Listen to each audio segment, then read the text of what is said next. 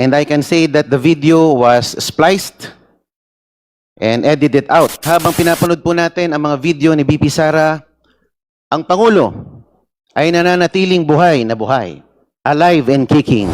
To me and to the Bureau, ay seryoso po ang threat sa buhay po ng ating Pangulo. Ito pong video na to ay inauthenticate mismo ng NBI. Just for the record. Lumalabas po na lahat po yan ay authentic at totoo. Wala pong AI. Me and my wife were under attack sa social media starting nung Monday until... Congressman Paulo Marcoleta is recognized. Thank you sa napakabait kong Ninang D.S. Garin at sa ating Madam Chair. Just a manifestation on the video that was played earlier. I'm referring to the video which is the bone of contention, the very basis of why there was an alleged threat to the life of the President. Yung pong nagsasalita si Vice President Sara Duterte dun sa isang kwarto na madilim. Opo. And I have a copy of a more complete video. And I can say that the video was spliced and edited out. Meron pong mga tanong doon that led to the Vice President's response. If I may read, Madam Chair, ito po yung tinanong ng isang vlogger by the name of Princess Maui regarding Project Romanov. Baka po totoo yung sinasabi nila or naririnig namin na may Operation Romanov sa inyo na balak kayong ubusin. Bago po niya binanggit yun, ni Sara Duterte, meron pong nagtanong sa kanya na vlogger about it was a concern about the threat on her life. So, ang Project Romanov ay hindi talaga para magplano na sa buhay ng ating Pangulo, kundi initially para ubusin ang mga Duterte. Base dito sa tunong ni Princess Maui. And I have a copy of the more complete video, Madam Chair, if you so desire to be furnished the copy of the video. And if I may add, Madam Chair, the statements made by VP Sara Duterte is mere political hyperbole rather than a true threat. Philippine courts have historically protected harsh, even offensive political rhetoric when it lacks a specific imminent call to lawless action. Impeachment cannot rest on rhetorical severity alone. Impeachment requires a disciplined inquiry into proof, intent, context, and official misuse of power. The statement was conditional on her own alleged killing, was later explained as an expression of concern for her security, and remains the subject of an unresolved criminal and investigative process. Sinabi nga po ni VP Inday Sara na siya mismo ang nagsabi that the remark was a plan without flesh and that the condition was her own death first, based on the Al Jazeera interview dated 26th of November 2024.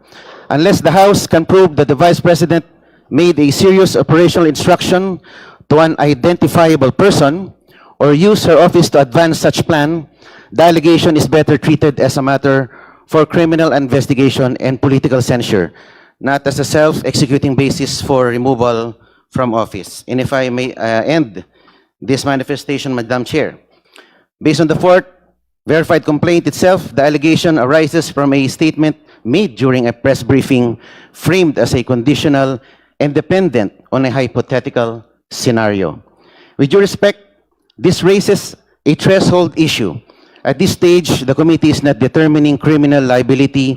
It is determining whether the complaint alleges sufficient grounds based on its contents.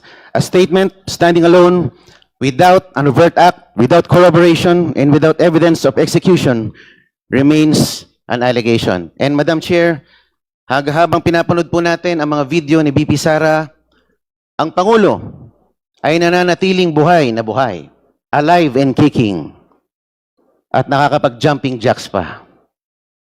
So, buhay na buhay po ang ating Pangulo at malusog. Maraming salamat po.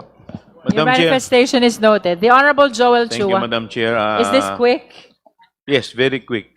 Just a quick manifestation. Madam Chair, hindi po totoo na splice yung kanyang binabanggit kanina na video dahil ito pong video na to ay inauthenticate mismo ng NBI. Just for the record, Madam Chair. Siguro yung portion lamang na may relevant dito po sa topic natin, yun lamang po. Dahil kung pakikita po yung buong video, ay medyo magtatagal na po tayo. At yun po, Madam Chair. We know the manifestation of the Honorable Chua. Madam Chair. You Chair. want to speak some more? Opo, meron po kasing video na mas kompleto at hindi naman po katagalan yung mga preceding portions If I may interrupt, Honorable Marcoleta, we are referring to the investigation report of the NBI and not to any other videos outside. Opo, sinasabi These ko are lang the po submissions of the NBI to the the Justice circumstances Committee. that led to VP Sara's response on that particular video. We Thank note you. your manifestation, but nevertheless, we are bound by the rules to stick to what was submitted to us by the NBI. Thank you, Madam ma'am. Chair, These Thank you, are ma'am. being submitted not as videos which surround outside. These are being submitted as videos part of the investigation of the National Bureau of Investigation. And we cannot go beyond that. The Honorable Janet Garin, the one who yielded the time in favor of Honorable Marcoleta. thank you very much, Madam Chair. Before I go to my line of questioning, linawin lang po natin. Pag sinabi pong splice ay pinutol, dinugtong at nagkaibang meaning. Do I get that right, Madam Chair? Maybe we should ask the National Bureau of Investigation.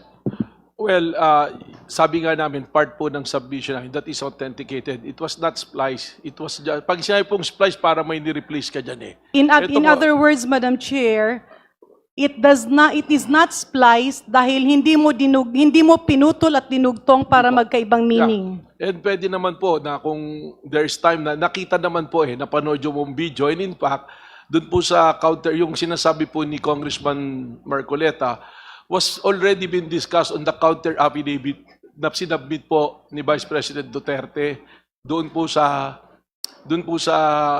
kaso sa DOJ. Kaya po na-raise na po yung mga issue na yan. So, Madam Chair, can the Actually, NBI confirm, magkaiba po yung may puputulin ka at idudugtong para magkaroon ng ibang meaning vis-a-vis na kumuha ka sa specific portion ng video na merong threat. Tama po ba? Kinuha po namin yung specific na portion na nagsasabi ng threat. Okay. Let me move forward, Madam Chair. Nasabi rin po kanina ng ating kagalang-galang na colleague, si Honorable Marcoleta, na tila nagkaroon ng plano para ubusin ang pamilyang Duterte. Can we ask the NBI if there indeed was such a plan? Si RD Lotok will answer that because that was part of the investigation na nagsabi na merong nga pong Oplan Romanov. So RD Lotok. Madam RD Chair, Lotok is recognized. Madam Chair, may I just react to my ninang After regarding the the answer splice? of the NBI, please. Opo. Kasi sinabi ko rin po edited out. So there could be omissions na hindi na-include po sa video. We So, note edit your out. Thank you. additional manifestation. Thank you po. Yes, ma'am. You may proceed. Thank you, Madam Chair. Actually, yung sinasabi ko po kanina, one of the reasons kung bakit nag-issue kami ng subpoena sa ating Vice Presidente ay para ho imbestigahan yung alleged threat naman sa kanyang person. Unfortunately, nung hindi ho nag-appear ang ating Vice Presidente, wala ho kaming information whatsoever na pwedeng pagsimulan ng aming investigasyon. Yun po yung dahilan, Madam Chair. So you confirm that you intend to investigate threat against the Vice President. However, she did not appear when she was invited to the NBI. Yes, ma'am. right. That's part of our primary jurisdiction under the law. Okay. DS Janet Garin? Yeah. Madam Chair, baka pwedeng kumustahin ko muna si Director Melvin Matibag. Kumusta po kayo? Okay naman po. Medyo mainit lang po, nasira yata yung aircon nyo eh. Nakakatulog naman po kayo. Well, okay naman po, except that siguro if you're repairing dun sa social media, we just noticed that me and my wife were under attack sa social media starting nung Monday until today. So, Baka I kaya don't ka know. naiinitan. Hindi naman po, relax lang po tayo. Pero you can confirm to this honorable committee na lahat po ng impormasyon na inyong binibigay at lahat po ng mga dokumentong inyong binibigay ay dumaan sa tamang pagve-vet or correct vetting and wala po ditong peking dokumento. Unang-una po, dumating ako, nandyan na naman po lahat ng dokumento na yan. It was already submitted to the Department of Justice. At dyan po lahat authenticated. Wala po kaming pinalitan, wala po kaming dinagdag. Ang nadagdag lang po rito ay yung aking order na magkaroon ng continuing investigation because to me and to the Bureau ay seryoso po ang threat sa buhay po ng ating Pangulo. Madam Chair, napakarami po ng videos na plinay. Hindi ko alam kung meron pang ibang mga videos in the possession of the National Bureau of Investigation. Tanong ko lang po sa NBI, talaga bang lahat ng videos kanina ay totoo? Wala po bang AI doon? Yes po, totoo po yan. Ayan po ay authenticated lahat po ng ipinasa namin sa committee pong ito.